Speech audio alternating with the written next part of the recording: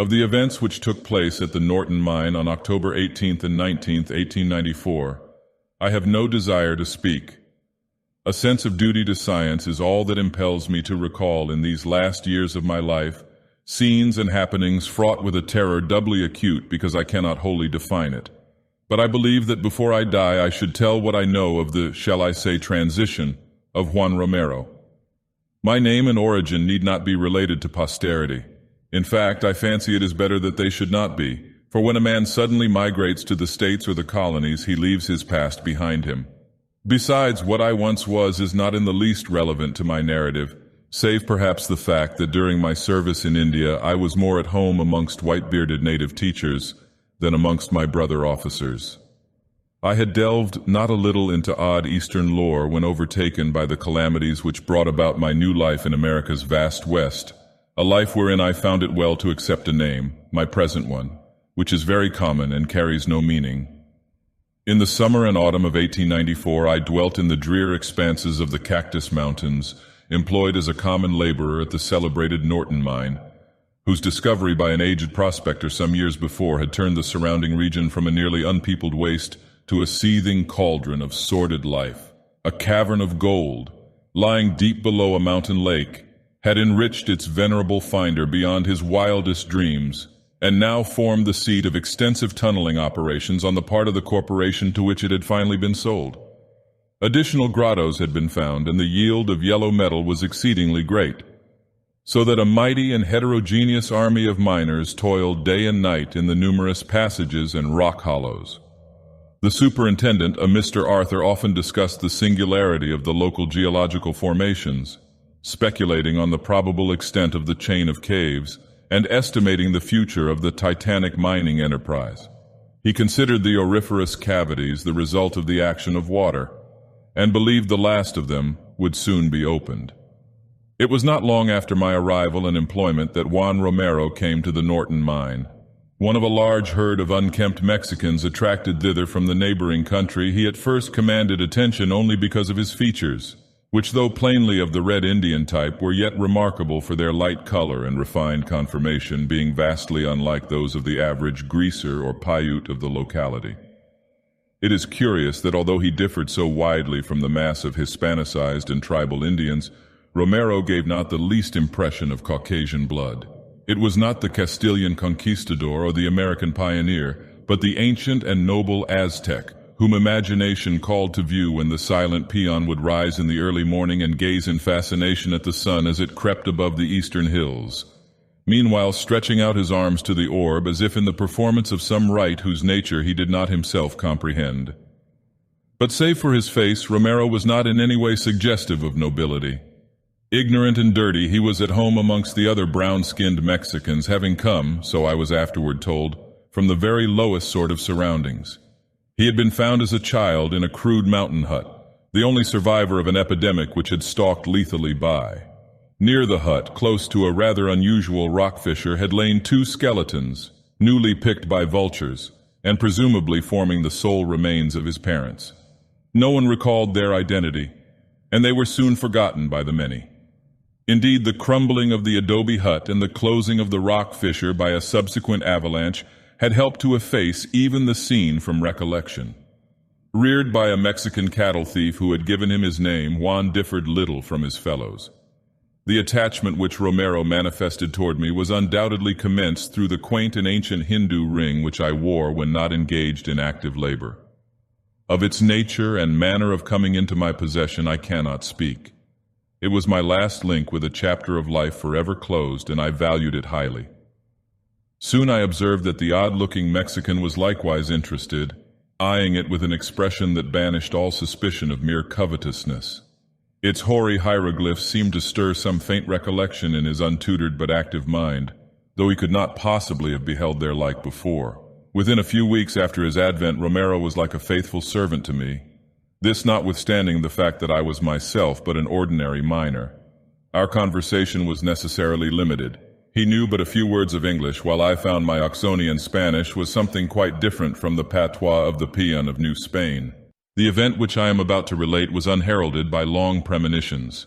Though the man Romero had interested me, and though my ring had affected him peculiarly, I think that neither of us had any expectation of what was to follow when the great blast was set off. Geological considerations had dictated an extension of the mine directly downward from the deepest part of the subterranean area, and the belief of the superintendent that only solid rock would be encountered had led to the placing of a prodigious charge of dynamite. With this work, Romero and I were not connected, wherefore our first knowledge of extraordinary conditions came from others. The charge, heavier perhaps than had been estimated, had seemed to shake the entire mountain. Windows in shanties on the slope outside were shattered by the shock, whilst miners throughout the nearer passages were knocked from their feet. Jewel Lake, which lay above the scene of action, heaved as in a tempest. Upon investigation, it was seen that a new abyss yawned indefinitely below the seat of the blast, an abyss so monstrous that no handy line might fathom it, nor any lamp illuminate it. Baffled, the excavators sought a conference with the superintendent, who ordered great lengths of rope to be taken to the pit and spliced and lowered without cessation till a bottom might be discovered. Shortly afterward, the pale-faced workmen apprised the superintendent of their failure. Firmly, though respectfully, they signified their refusal to revisit the chasm, or indeed to work further in the mine until it might be sealed. Something beyond their experience was evidently confronting them, for so far as they could ascertain, the void below was infinite. The superintendent did not reproach them. Instead, he pondered deeply and made many plans for the following day. The night shift did not go on that evening. At 2 a.m, a lone coyote on the mountain began to howl dismally. From somewhere within the works, a dog barked in answer, either to the coyote or to something else. A storm was gathering around the peaks of the range, and weirdly shaped clouds scudded horribly across the blurred patch of celestial light, which marked a gibbous moon's attempts to shine through many layers of cirrostratus vapors. It was Romero's voice coming from the bunk above that awakened me. A voice excited and tense with some vague expectation I could not understand. Madre de Dios, el sonido, ese sonido, oiga vid, lo oye vid, señor, that sound. I listened, wondering what sound he meant. The coyote, the dog, the storm, all were audible, the last name now gaining ascendancy as the wind shrieked more and more frantically. Flashes of lightning were visible through the bunkhouse window. I questioned the nervous Mexican, repeating the sounds I had heard. El coyote, el perro, el viento, but Romero did not reply. Then he commenced whispering as in awe. El ritmo, señor, el ritmo de la tierra that throbbed down in the ground. And now I also heard and shivered, and without knowing why. Deep, deep below me was a sound, a rhythm, just as the peon had said, which, though exceedingly faint, yet dominated even the dog, the coyote, and the increasing tempest. To seek to describe it were useless, for it was such that no description is possible. Perhaps it was like the pulsing of the engines far down in a great liner as sensed from the deck. Yet it was not so mechanical, not so devoid of the element of life and consciousness. Of all its qualities, remoteness in the earth most impressed me. To my mind rushed fragments of a passage in Joseph Glanville which Poe has quoted with tremendous effect. The vastness, profundity, and unsearchableness of his works which have a depth in them greater than the well of Democritus.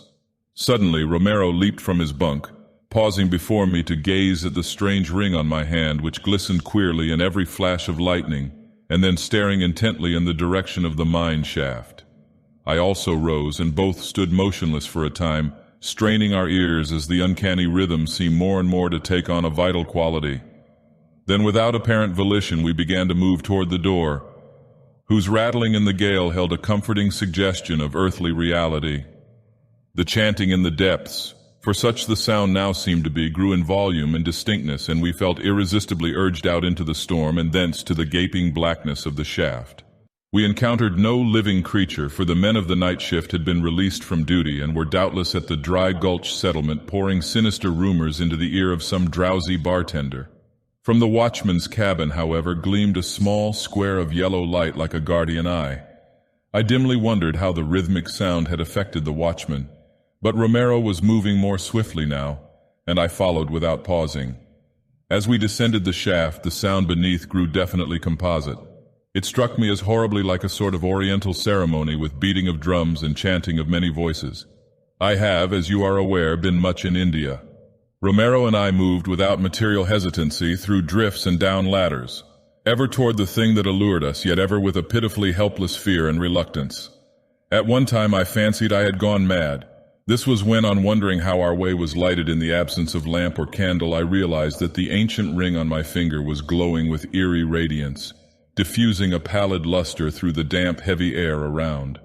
It was without warning that Romero, after clambering down one of the many rude ladders, broke into a run and left me alone.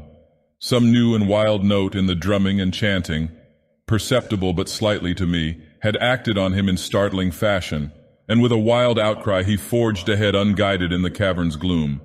I heard his repeated shrieks before me as he stumbled awkwardly along the level places and scrambled madly down the rickety ladders. And frightened as I was, I yet retained enough of perception to note that his speech, when articulate, was not of any sort known to me. Harsh but impressive polysyllables had replaced the customary mixture of bad Spanish and worse English, and of these only the oft-repeated cry Huitzilopochtli seemed in the least familiar. Later, I definitely placed that word in the works of a great historian, and shuddered when the association came to me. The climax of that awful night was composite but fairly brief, beginning just as I reached the final cavern of the journey. Out of the darkness immediately ahead burst a final shriek from the Mexican, which was joined by such a chorus of uncouth sound as I could never hear again and survive. In that moment it seemed as if all the hidden terrors and monstrosities of earth had become articulate in an effort to overwhelm the human race. Simultaneously the light from my ring was extinguished, and I saw a new light glimmering from lower space but a few yards ahead of me. I had arrived at the abyss, which was now redly aglow, and which had evidently swallowed up the unfortunate Romero. Advancing, I peered over the edge of that chasm which no line could fathom, and which was now a pandemonium of flickering flame and hideous uproar. At first I beheld nothing but a seething blur of luminosity, but then shapes all infinitely distant began to detach themselves from the confusion, and I saw, was it Juan Romero? But God, I dare not tell you what I saw. Some power from heaven coming to my aid obliterated both sights and sounds in such a crash as may be heard when two universes collide in space. Chaos supervened, and I knew the peace of oblivion. I hardly know how to continue, since conditions so singular are involved, but I will do my best, not even trying to differentiate betwixt the real and the apparent. When I awaked, I was safe in my bunk, and the red glow of dawn was visible at the window. Some distance away, the lifeless body of Juan Romero lay upon a table surrounded by a group of men, including the camp doctor. The men were discussing the strange death of the Mexican as he lay asleep, a death seemingly connected in some way with the terrible bolt of lightning which had struck and shaken the mountain. No direct cause was evident, and an autopsy failed to show any reason why Romero should not be living. Snatches of conversation indicated beyond a doubt that neither Romero nor I had left the bunkhouse during the night, that neither had been awake during the frightful storm which had passed over the cactus range. That storm, said men who had ventured down the mine shaft, had caused extensive caving in, and had completely closed the deep abyss which had created so much apprehension the day before. When I asked the watchman what sounds he had heard prior to the mighty thunderbolt, he mentioned a coyote, a dog, and the snarling mountain wind, nothing more, nor do I doubt his word. Upon the resumption of work, Superintendent Arthur called on some especially dependable men to make a few investigations around the spot where the gulf had appeared. Though hardly eager, they obeyed, and a deep boring was made. Results were very curious.